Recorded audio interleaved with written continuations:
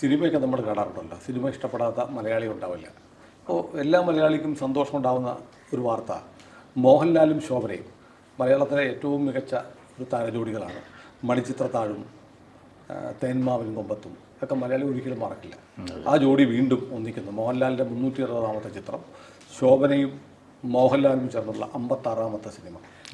ആ സിനിമ, അങ്ങനെ ഒരു സിനിമ തരുൺ മൂർത്തി, സൗദി വെള്ളക്കയും ഓപ്പറേഷൻ ജാവയൊക്കെ ചെയ്ത വൈക്കത്തുകാരനായ ചെറുപ്പക്കാരനാണ്. അദ്ദേഹത്തിൻ്റെ സിനിമയാണ് വരുന്നത്. അപ്പോൾ അങ്ങനെ ഒരു സിനിമ വരുന്നു എന്ന് പറയുമ്പോൾ അതിനകത്ത് ഞാൻ ഈ തെരഞ്ഞെടുപ്പ് കാലത്ത് സിനിമ വരുമ്പോൾ അതിനകത്തൊരു വല്ലാത്ത കൗതുകമുണ്ട്. ശോഭന കഴിഞ്ഞ ദിവസമാണ് തിരുവനന്തപുരത്തെ NDA സ്ഥാനാർത്ഥി രാജീവ് ചന്ദ്രശേഖറിന് വേണ്ടി തെരഞ്ഞെടുപ്പ് രംഗത്തിറങ്ങിയത്, പ്രചരണത്തിനിറങ്ങിയത്, റോഡ് ഷോ നടത്തി. ഇനി സുരേഷ് ഗോപിക്കും പാലക്കാട് തൃശ്ശൂരും ഒക്കെ വരുന്നുണ്ട്. അപ്പോൾ മലയാള സിനിമയിൽ രാഷ്ട്രീയമുള്ള നടന്മാർ ഒരുപാടുണ്ട്. രാഷ്ട്രീയക്കാർ മത്സരിച്ചിട്ട് മുരളി വരെ, ഗണേശൻ മന്ത്രിയാണ്. അവർക്കൊന്നും രാഷ്ട്രീയത്തിൽ വരുന്നതിന് ആർക്കും ഒരു പുരികം ചുളിക്കുക പോലും ഉണ്ടായിരുന്നില്ല. ശോഭന നരേന്ദ്രമോദി, ഇന്ത്യയുടെ പ്രധാനമന്ത്രി പങ്കെടുത്ത തൃശ്ശൂരെ ഒരു സമ്മേളനത്തിൽ പങ്കെടുത്തതിൻ്റെ പേരിൽ വലിയ സൈബർ അറ്റാക്ക് നേരിട്ട നടിയാണ്. പക്ഷേ അവർ പിറ്റേന്ന് വീണ്ടും വന്നിട്ടും മോദി ഒരു മാന്ത്രിക നേതാവാണ്, മാസ്മര കരിസ്മയുള്ള നേതാവാണെന്നൊക്കെ പറഞ്ഞ് വീണ്ടും രംഗത്ത് വന്നു. നമ്മുടെ ഗായിക ചിത്രയ്ക്ക് നേരെ ആക്രമണം ഉണ്ടായി. ഇത് ശ്രീരാമ ക്ഷേത്രത്തെക്കുറിച്ച് പറഞ്ഞത്. മോഹൻലാലാണെങ്കിൽ പണ്ട് മുതലേ ചാണകത്തിൽ ചവിട്ടി എന്ന് പറയുന്ന ആളാണ്. അപ്പോൾ മലയാളത്തിൻ്റെ ഏറ്റവും പ്രിയപ്പെട്ട ഒരു നായകനും നായികയും വീണ്ടും ഒന്നിക്കുമ്പോൾ ഒരു രാഷ്ട്രീയ പരിസരം കൂടി അതിന് പിന്നാലെ ഉണ്ടായി വരികയാണ്. തീർച്ചയായിട്ടും ഇത് ഇനിയും പേര് ഇട്ടിട്ടില്ലാത്തൊരു സിനിമയാണ്. മെയ് 21-ാം തീയതി മോഹൻലാലിൻ്റെ ജന്മദിനത്തിന് അതിൻ്റെ പേര് പ്രഖ്യാപിക്കുമെന്നാണ് തരുൺമൂർത്തി പറഞ്ഞിരിക്കുന്നത്. അപ്പോൾ ഇത് ശോഭനയെ മുന്നിൽ കണ്ടുകൊണ്ട് തന്നെയാണ് ഇതിൻ്റെ തിരക്കഥ സുനിൽ എന്ന തിരക്കഥാകൃത്തും സംവിധായകനും കൂടെ തയ്യാറാക്കിയത്. അപ്പോൾ അവർ ശോഭനയെ ഈ കഥയുമായി സമീപിച്ചപ്പോൾ അവർക്ക് തന്നെ അത്ഭുതം ഉണ്ടാകുന്ന തരത്തിൽ ശോഭന ആഹ്ലാദഭരിതയാകുകയും ആ റോൾ അവർ ചെയ്യാം എന്ന് പറയുകയും ചെയ്തു. അതിനുശേഷം അവർ മോഹൻലാലിനെ കണ്ടത്. ശോഭനയെ എഗ്രി ചെയ്തു എന്ന് അറിഞ്ഞപ്പോൾ മോഹൻലാലും സന്തോഷമായി. അതെ അതെ അതെ, ഏറ്റവും മികച്ച ഏറ്റവും വലിയ സൂപ്പർ ഹിറ്റ്, എത്ര കണ്ടാലും മറക്കാത്ത സിനിമയാണ്, മതിമറന്നു പോകുന്ന സിനിമയാണ് തേന്മാവിൻ കൊമ്പത്തും മണിച്ചിത്രത്താഴും. ഓരോ തവണ കഴിയുമ്പോഴും നമുക്ക് പുതുമ ഫീൽ ചെയ്യുന്ന സിനിമ. അതെ അതെ, TP ബാലഗോപാലനെ. അതെ അതെ അതെ, അതൊക്കെ പഴയ സിനിമ. ഇപ്പം മലയാള സിനിമയുടെ ചരിത്രം പറയുമ്പോൾ മണിച്ചിത്രത്താഴ്, തേന്മാവിൻ കൊമ്പത്തും പറയാതിരിക്കാൻ. അപ്പോൾ എനിക്ക് തോന്നുന്നത് ഇത് ശോഭന ഒരു വലിയ ഗ്യാപ്പിന് ശേഷം ഇടയ്ക്കൊന്നും വന്നു പോയിരുന്നു. വരനെ ആവശ്യമുണ്ട് എന്നുള്ള സിനിമയിൽ സുരേഷ് ഗോപിയുടെ ഒപ്പം ഉള്ള ഒരു സിനിമ, അതും വലിയ സിനിമ, വലിയ വിജയമായിരുന്നു. സുരേഷ് ഗോപിയുടെ ഒരു തിരിച്ചുവരവായിരുന്നു ആ സിനിമയിലൂടെ. അപ്പോൾ ഞാൻ കാണുന്ന സിനിമ, ഈ ശോഭന മലയാള സിനിമയുടെ മാറുന്ന മുഖം കൂടിയാണ്. കാരണം സിനിമാക്കാർക്ക് നേരത്തെ പറഞ്ഞ പോലെ രാഷ്ട്രീയമാകാം, പക്ഷേ അത് ഇടതുപക്ഷ രാഷ്ട്രീയമായിരിക്കണം, അല്ലെങ്കിൽ കുറഞ്ഞ പക്ഷം കോൺഗ്രസ് രാഷ്ട്രീയമെങ്കിലും ആയിരിക്കണം. കോൺഗ്രസ് ആയാലും അല്പം സഹിക്കാം, പക്ഷേ ഇടതുപക്ഷം ആയിരിക്കണം. അല്ലെങ്കിൽ കലാ, സാഹിത്യം, സാംസ്കാരിക പ്രവർത്തനം, സിനിമ ഇതൊന്നും അംഗീകരിക്കത്തില്ല എന്നുള്ള നാരേറ്റീവ് നിൽക്കുന്ന കേരളത്തിൽ തൻ്റെ ഇടത്തോടെ പ്രധാനമന്ത്രിക്കൊപ്പം പങ്കെടുക്കുകയും അത് ഞാൻ പ്രധാനമന്ത്രി ആയതുകൊണ്ട് പോയതാണെന്ന് പറയാതെ BJP സ്ഥാനാർത്ഥിക്ക് വേണ്ടി പ്രചരണത്തിന് ഇറങ്ങുന്നു. എന്നിട്ട് BJP ഉണ്ടോ എന്ന് ചോദിക്കുമ്പോൾ ഞാൻ ആദ്യം മലയാളം ഒന്ന് പഠിക്കട്ടെ എന്ന് മാത്രം പറയുകയും ചെയ്ത് തൻ്റെ രാഷ്ട്രീയ പ്രവേശനം നിഷേധിക്കാതെ തണ്ടല്ലോടെ നിൽക്കുന്ന ഒരു നടിയാണ് ശോഭന. ശോഭനയ്ക്ക് ശേഷം ഒരുപാട് ആളുകൾ ഇപ്പം സിനിമയിലെ ഈ അസ്പൃശ്യത, BJP-ക്കാരാണെങ്കിൽ ചാണകം ചവിട്ടിയാൽ ഞങ്ങൾ തള്ളും എന്ന് പറയുന്ന അസ്പൃശ്യതയൊക്കെ മാറി വരികയാണ്.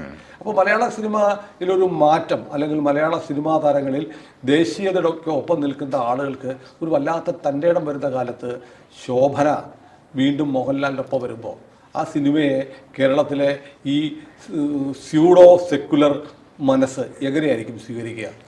മലയാള സിനിമയുടെ അഭിരുചികൾ മാറിക്കൊണ്ടിരിക്കുകയാണ്, പെട്ടെന്ന് മാറിക്കൊണ്ടിരിക്കുകയാണ്. നമ്മൾ ഇഷ്ടമില്ലാത്ത നടനോ നടിയോ വന്നാൽ കൂവിയിരുത്തുന്ന ഒരു സംസ്കാരം ഫാൻ ഗ്രൂപ്പുകൾ ചേർന്ന് കേരളത്തിൽ ഉണ്ടാക്കിയിട്ടുണ്ടായിരുന്നു. ഒരു മുമ്പൊക്കെ തമിഴ്നാട്ടിലേക്ക് ഒരു കൾച്ചറായിരുന്നു അത്. ഈ വലിയ കട്ടൗട്ട് വെച്ച് ഫാൻ ഗ്രൂപ്പുകൾ കൂവുകയും കൈയടിക്കുകയും ചെണ്ടമേളം ഉണ്ടാക്കുകയൊക്കെ ചെയ്യുന്ന രീതി. അതേസമയത്ത് മലയാളത്തിലെ ഓഡിയൻസ് സിനിമയുടെ ഗുണമേന്മയെ വിലയിരുത്തി സിനിമ ആസ്വദിക്കുന്നവരായിരുന്നു ഒരു വലിയ വിഭാഗം. പക്ഷേ സിനിമയെ പറ്റിയുള്ള നമ്മുടെ എല്ലാ സങ്കല്പങ്ങളും മാറി. സിനിമ സംവിധായകൻ്റെ കലയാണ്, അത് കലാസിനിമകളാണ് എന്നൊക്കെ പറഞ്ഞ് ഇരുന്ന ഒരു ആർട്ട് സിനിമയുടെ കാലം പോയി. കൂടുതൽ കൊമേഴ്സ്യൽ സിനിമ വരികയും കൊമേഴ്സ്യൽ സിനിമയ്ക്കകത്ത് തന്നെ കലാപരമായ മൂല്യങ്ങൾ കാത്തുസൂക്ഷിക്കുകയും ചെയ്യുന്ന തരത്തിലുള്ളൊരു കോംപ്രമൈസിങ് സിനിമകൾ വരാൻ തുടങ്ങി. ഈ കോംപ്രമൈസിങ് സിനിമയുടെ മുഖമായിരുന്നു മോഹൻലാലും മമ്മൂട്ടിയൊക്കെ. അത് ജനപ്രിയ സിനിമകളാണ്. അതേസമയത്ത് അതിൽ തന്നെ കുറച്ച് മൂല്യങ്ങളും ഉണ്ടായിരുന്നു. അതിൽ കണ്ടന്റ് ഉണ്ടായിരുന്നു. വെറുതെ ടൈം പാസ് ബിസിനസ് ആയിരുന്നില്ല. അപ്പം പ്രേക്ഷകർ ആ തരം സീരിയസ് ആയ ആശയങ്ങൾ ചർച്ച ചെയ്യുന്ന ജനപ്രിയ സിനിമകളിലേക്ക് മലയാളി പ്രേക്ഷകർ കൂടുതലായിട്ട് വരികയും അത്തരം സിനിമകളിലെ ഒരു വിജയ ജോഡിയായി മാറുകയും ചെയ്തു ഒരു കാലത്ത് മോഹൻലാലും ശോഭനയുമൊക്കെ. അപ്പോൾ മറ്റ് നടന്മാരും ഒക്കെ അവരുടേതായ ജോഡികളുമായിട്ട് ഇത്തരം ആശയങ്ങളുമായിട്ട് സിനിമയിൽ വന്നു. സംവിധായകന്മാരും അതിന് അനുസരിച്ച് സത്യൻ അന്തിക്കാടിനെയും IV ശശി ഒക്കെ ശേഷം വരുന്ന ഇത്തരം ശ്രീനിവാസൻ സത്യൻ അന്തിക്കാട് ജോഡികൾ, ആ ഒരു ട്രെൻഡും മാറിയിട്ടാണ് ന്യൂജൻ സിനിമകൾ വന്നത്, പുതിയ തലമുറയുടെ. അപ്പോഴും ഈ പഴയ ട്രെൻഡിൽ നിന്നും വ്യത്യാസം ഉണ്ടായിരുന്നില്ല, രണ്ടും പോകുന്നുണ്ടായിരുന്നു. അതിനിടയിലാണ് ഒരു ദീർഘകാലം 20 വർഷം ഈ ഒരു കാലത്ത് വളരെ സക്സസ്ഫുൾ ജോഡികളായിരുന്ന മോഹൻലാലിൻ്റെയും ശോഭനയുടെയും 20 വർഷത്തെ മാറി നിന്ന് 2004 അവരുടെ അവസാനത്തെ സിനിമ വന്നത്. ആ സിനിമയ്ക്ക് ശേഷം അവരിപ്പോൾ വീണ്ടും ഒന്നിക്കുന്നത് സിനിമാ പ്രേക്ഷകരെ സംബന്ധിച്ചിടത്തോളം വലിയ ആഹ്ലാദകരമായ ഒരു കാര്യമാണ്. അപ്പം ഈ മാമ്പഴക്കാലം ആയിരുന്നു അവരുടെ അവസാനത്തെ സിനിമ. അതിനുശേഷമാണ് ഇപ്പോൾ അവർ വീണ്ടും ഈ പുതിയ സിനിമയിൽ വരുന്നത്. അതിപ്പോൾ തൊടുപുഴയിലും പിന്നെ പത്തനംതിട്ടയിലും ഒക്കെ കേന്ദ്രീകരിച്ച് ഇതിൻ്റെ ഷൂട്ടിങ്ങിനുള്ള സൈറ്റൊക്കെ അവർ നിർണ്ണയിച്ച് കഴിഞ്ഞിരിക്കുന്നു. മെയ് 21 കൂടി അത് ആരംഭിക്കുകയാണെന്നും പറഞ്ഞിരിക്കുന്നു.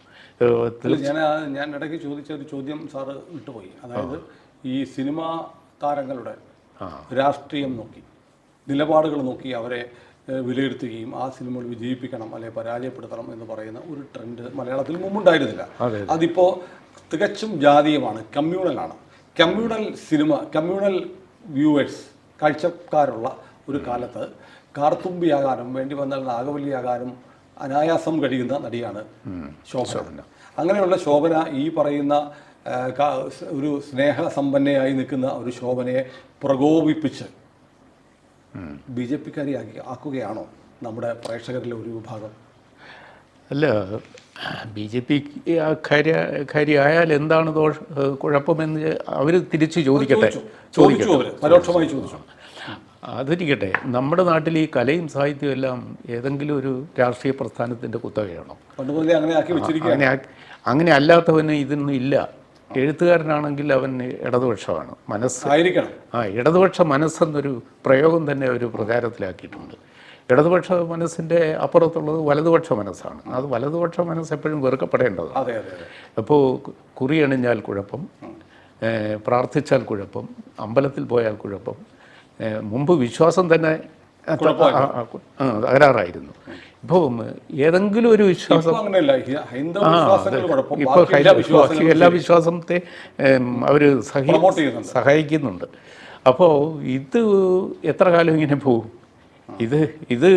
ഇതിനെ ലംഘിച്ചുകൊണ്ട് തൻ്റെ ഇടത്തോടെ രംഗത്ത് വരുന്ന ആളുകൾ, കാര്യങ്ങൾ ബോധ്യപ്പെട്ട് രംഗത്ത് വരുന്ന ശോഭന, മോഹൻലാൽ തുടങ്ങിയ ആർട്ടിസ്റ്റുകളാണ് ഞാൻ പറഞ്ഞത്. ഈ സിനിമയുടെ ഒരു രാഷ്ട്രീയ പ്രാധാന്യം ഞാൻ അങ്ങനെയാണ്. പിന്നെ ഇതിൻ്റെ സിനിമയിലെ വർഗീയതയെക്കുറിച്ച്, സിനിമയിലും സാഹിത്യത്തിലും ഒക്കെ കുറച്ച് വർഗീയത ഒളിച്ചു കളിക്കുന്നുണ്ട്. സിനിമയിൽ അത് കുറേ കൂടെ പ്രകടമാണ്. ഈ ബോംബെ അധോലോകം ബോളിവുഡിനെ കൺട്രോൾ ചെയ്യുന്ന പോലെ കേരളത്തിലും സിനിമയുമായി ബന്ധപ്പെട്ട ഒരു അധോലോകം രൂപപ്പെട്ടു. മട്ടാഞ്ചേരി ഗ്യാങ്ങാണോ, അത് കോഴിക്കോട് ഗ്യാങ്ങാണോ, അതോ തിരുവനന്തപുരം ലോബിയാണോ, ഇതൊന്നും നമുക്ക് വ്യക്തമായി പറയാൻ പറ്റില്ല. പക്ഷേ ഒരു അധോലോകം സിനിമയിൽ ബ്ലാക്ക് മണി, തിരുവനന്തപുരം ലോബിയൊക്കെ ദുർബലമായി പോയി.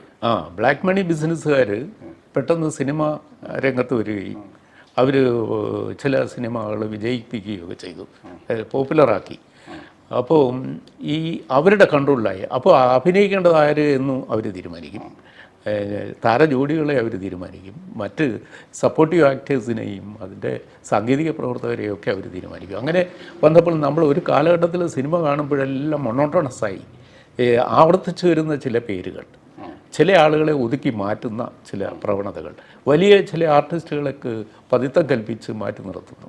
അല്ല, മറ്റൊന്നുകൂടുണ്ട്. ഈ സിനിമകളിൽ കാണിക്കുന്ന ചില ബിംബങ്ങളുണ്ട്. പഴയ കാലത്തെ മോഹൻലാലിൻ്റെ നരൻ അല്ലെങ്കിൽ നരസിംഹം പോലെയുള്ള സിനിമകളിലൊക്കെ താരത്തിൻ്റെ കഴുത്തിൽ കിടക്കുന്ന ലോക്കറ്റിൽ ഒരു ഓമൊക്കെ ഉണ്ടാകുമായിരുന്നു. ഇപ്പോൾ ലോക്കറ്റ് ഇല്ലാത്ത നായകന്മാരാണ് വരുന്നത്. അതൊക്കെ സിനിമകളിൽ നിന്ന് മാറിക്കൊണ്ടിരിക്കുക. ഒരുപാട് കാലത്തിന് ശേഷമാണ് ഇപ്പോൾ ഓടിക്കൊണ്ടിരിക്കുന്ന ഒരു സുബ്രഹ്മണ്യം എസ് കുമാറിൻ്റെ മകൻ ചെയ്യുന്ന സിനിമയിൽ ഒരു മുരുകൻ്റെ ചിത്രം, പഴയ ഒരു വലിയ ബാനറാണ്. അവർ ഒരു ഹിന്ദു ദൈവത്തിൻ്റെ ചിത്രം കാണിച്ചുകൊണ്ട് ഒരു മലയാള സിനിമ കുറേ കാലത്തിന് ശേഷം വന്നിട്ടുണ്ട്.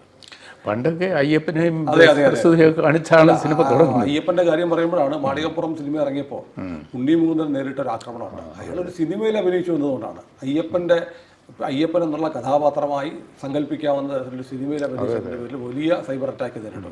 ഇപ്പോൾ ജയ് ഗണേഷ് എന്നുള്ള സിനിമ, അതിൻ്റെ പേരിൽ ആക്രമണമാണ്. അപ്പോൾ ഉണ്ണി മുകുന്ദനെ ഒക്കെ പറയുമ്പോൾ പുതിയ കാലത്ത് ഒരു പ്രയോഗമുണ്ട്, കുരു പൊട്ടുക എന്നുള്ളത്. ഉണ്ണി മുകുന്ദനെ കാണുമ്പോൾ ഇവിടെ അങ്ങനെ കുരുക്കൾ പൊട്ടുകയാണ്. അതുപോലെ മോഹൻലാലും ശോഭനയും കൂടി അഭിനയിക്കുന്ന ലാലിൻ്റെ 360-ാമത്തെയും ശോഭനയുടെ 56-ാമത്തെയും സിനിമ എത്തുമ്പോൾ മലയാള ആസ്വാദകർക്കിടയിൽ ഒരുപാട് കുരുക്കൾ പൊട്ടുമെന്ന് തോന്നുന്നു. തീർച്ചയായിട്ടും അസഹനീയതയുടെ ഇതിനെ സഹിഷ്ണുതയില്ലാതെ സ്വീകരിക്കുന്ന ഒരു വലിയ വിഭാഗമുണ്ട്. പക്ഷേ അവർ എങ്ങനെ ഇതിനെ നേരിടും എന്ന് നമുക്ക് കാത്തിരുന്ന് കാണാം. മലയാളത്തിൻ്റെ ഏറ്റവും വലിയ 2 ബ്രാൻഡുകളാണ് മോഹൻലാലും. അല്ല, ആർട്ടിസ്റ്റ് എന്ന നിലയിൽ അവരെ വെല്ലാൻ ഇനിയും ആരും ഉണ്ടായി വരേണ്ടിയിരിക്കുന്നു. ഒരു കാർത്തുമ്പിയെ പോലെ അനുകരിക്കാനും നാഗവല്ലിയായി അനുവദിക്കാനും ഇന്ത്യയിൽ ശോഭനയല്ലാതെ മറ്റാരും ഇല്ലെന്ന് ഇതിൻ്റെ റീമേക്കുകൾ കണ്ടപ്പോൾ നമ്മൾ മനസ്സിലാക്കി. രജനീകാന്തിൻ്റെ ഒപ്പമുള്ള റീമേക്കും കണ്ടു, ഹിന്ദിയിലുള്ള റീമേക്കും കണ്ടു. ശോഭന എന്താണെന്ന് ആ 2 സിനിമകൾ വന്നപ്പോൾ ശോഭന എന്നുള്ള നടിയുടെ ഉയർച്ച നമ്മൾ കണ്ടതാണ്. അപ്പോൾ കൂവി തോൽപ്പിക്കാനും കുരുപൊട്ടി തോൽപ്പിക്കാനും കഴിയാത്ത 2 വലിയ പ്രതിഭകൾ വീണ്ടും സ്ക്രീനിലേക്ക് എത്തുമ്പോൾ അതിന് കൃത്യമായ ഒരു രാഷ്ട്രീയം കൂടിയുണ്ട് എന്ന് നമ്മൾ മനസ്സിലാക്കി. ഈ സിനിമ വരുന്നതിന് മുമ്പ് തന്നെ ഇത് ദേശീയ ശ്രദ്ധയിൽ വരാവുന്ന ഒരു തരത്തിലുള്ള ഒരു അഭിനയ ജോഡികളാണ്. അതെ. അപ്പോൾ അത് സിനിമ നന്നാകട്ടെ. ഏതായാലും അതിനുവേണ്ടി നമുക്ക് കാത്തിരിക്കാം. ആ സിനിമ മലയാള സിനിമാ ചരിത്രത്തിലെ ഒരു വലിയ ഈവൻ്റായി മാറട്ടെ എന്ന് ആശംസിക്കാം. ശരി. കൂടുതൽ വാർത്തകളും വിശേഷങ്ങളും നിങ്ങളിലേക്ക് എത്താൻ ABC മലയാളം സബ്സ്ക്രൈബ് ചെയ്യുക, ബെൽ ബട്ടണും അമർത്തുക.